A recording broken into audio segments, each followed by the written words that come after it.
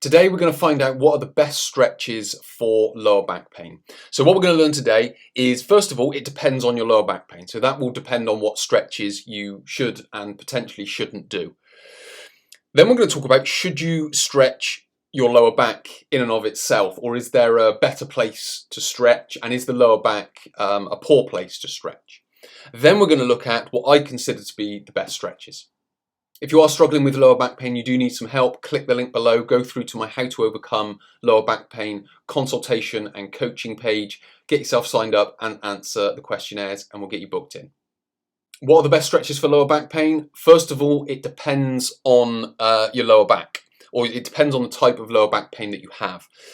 If we look at sciatica, most people want to stretch the hamstrings with sciaticas. They feel the pain going down the back. They may have reduced range of movement there, but unfortunately it can be a problem.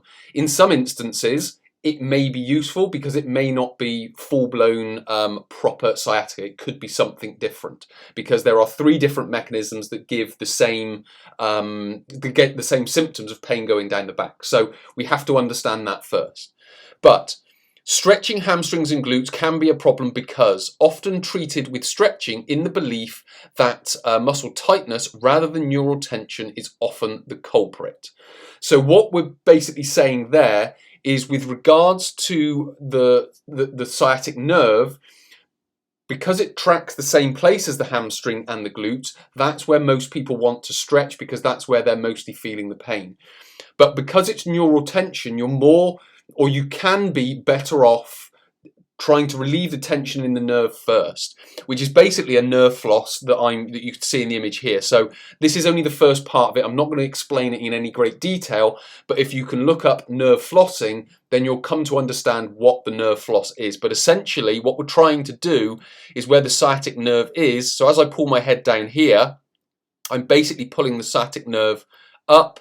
So I'm pulling it up, but I'm also shortening it by bringing my foot back. And then basically I rock my foot forward and my head backwards to create that sort of flossing effect, and then that can relieve tension in the nerve.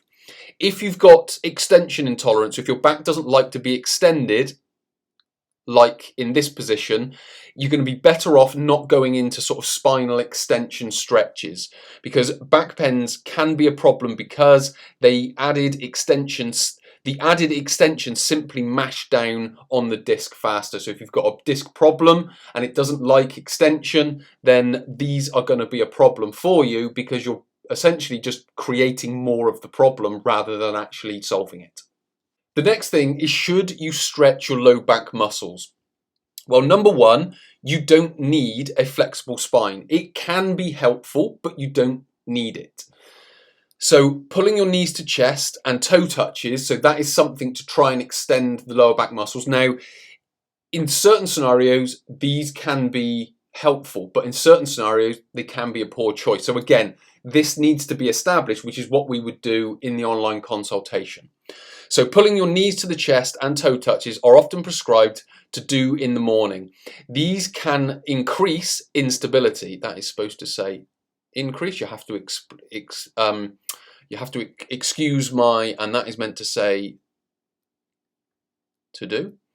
To do in the morning. These can increase instability.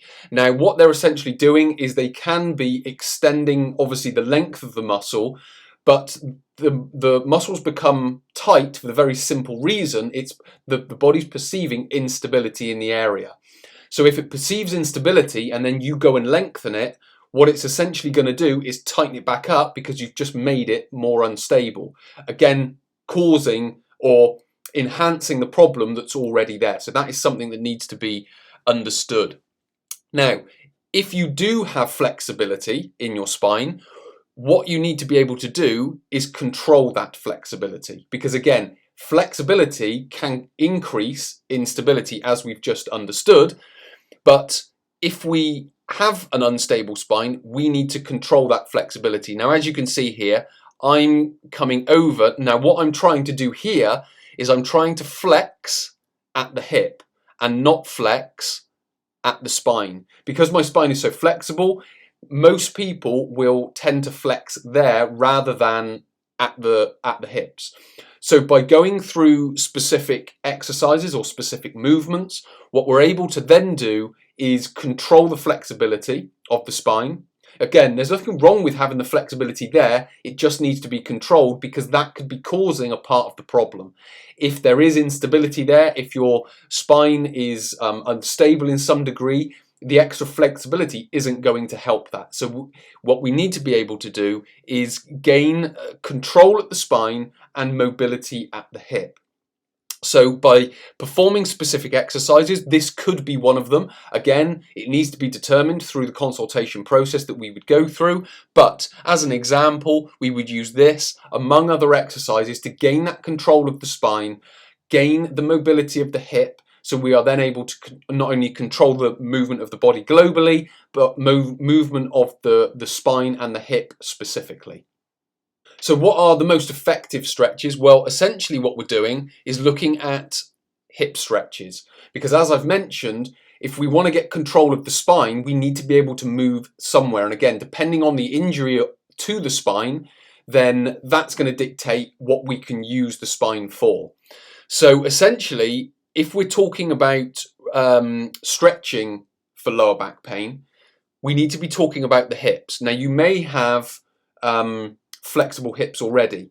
You may have flexibility at only part movements of the hip. And again, that needs to be established, which is what we can do with our online assessment. I take you through it online, through the online portal, so you can understand what hip flexibility you've got and possibly what hip flexibility you need.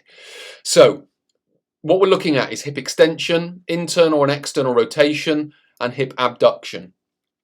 Now, with a stretch like this is prone, or you can increase your chances of spinal extension. And what we need to be able to make sure we're doing is hip extension. So we need to maintain proper posture of the spine whilst extending at the hip. So this is obviously the pelvis here. This is, let's just say, is a proper curvature of the spine. So what we don't want to do is extend the spine further. What we want to do is extend the hip, which is important to be able to get iliacus and psoas whilst also protecting the spine. When we're talking about hip external and internal rotation, this is obviously external rotation, and at this hip anyway is hip internal rotation. Now, internal rotation is the most important one, and again, with this type of stretch in this type of position, we have to watch the spinal extension. So we have to make sure we're not overly extending the spine, but we are internally rotating the hip. So that's important. And then hip abduction is this position here, which is essentially taking the leg away from the center line and stretching the inside of the leg. So what we've essentially got is we've got the hip flexors here, we've got the gluteal group here, we've got the internal rotators here, and we've got the hip adductors here, making those more flexible. So if we do need hip flexibility, these are the ones to go for. So what are the best stretches for lower back pain? First of all, it depends on your lower back pain. Do you have sciatica? Do you have a flexion intolerance? Do you have an extension intolerance? So on and so forth. Next, should you stretch your lower back? In most instances, it's not necessarily, certain with that sciatica example. It can also increase instability. So what are the best stretches? I would always recommend stretching the hip, but again, that depends on, do you have hip mobility or not? If you've got flexibility at the spine and the hip, you need to be controlling it with good quality movement and good quality exercises. Also, if you don't have hip range of movement, there are 4 movements to go for: hip extension, internal rotation, external rotation, and hip abduction.